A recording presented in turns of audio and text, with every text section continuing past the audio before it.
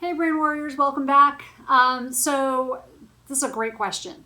So someone actually wrote in and said that in my books, I recommend spirulina, and they wanted to know why, because recently they heard one of the very, very prominent doctors who we like a lot say that spirulina is bad for you, and he said that you shouldn't have it, which is interesting. Okay, so number one, you always have to look at why they're saying that.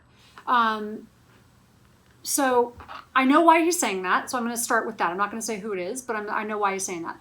First of all, the reason that this person is saying that is because spirulina is not actually, it's not regulated by the FDA, right? So certain things are not regulated by the FDA. And so it is, if it's not a reputable source, it can have certain mycotoxins in it. It can also contain heavy metals because it's from the sea, right? Just like fish can contain heavy metals, it can contain heavy metals.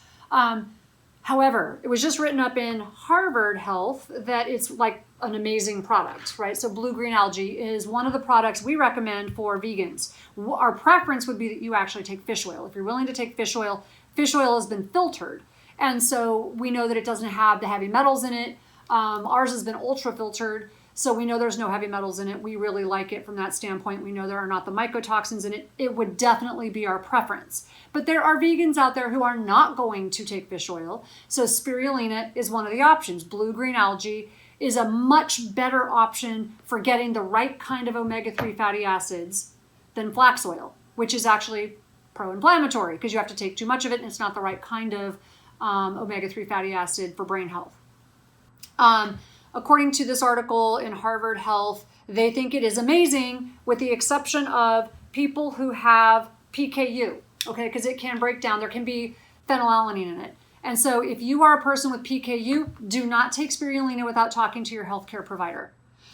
So those are a couple of the reasons that I think that this doctor, who's a very popular functional medicine doctor, probably said that.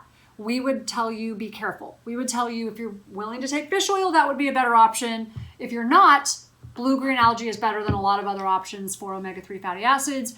And if you have certain health conditions, make sure you're talking to your doctor. And above all, make sure you're getting a very reputable source, a very clean source. So if you have a way of knowing that it has been,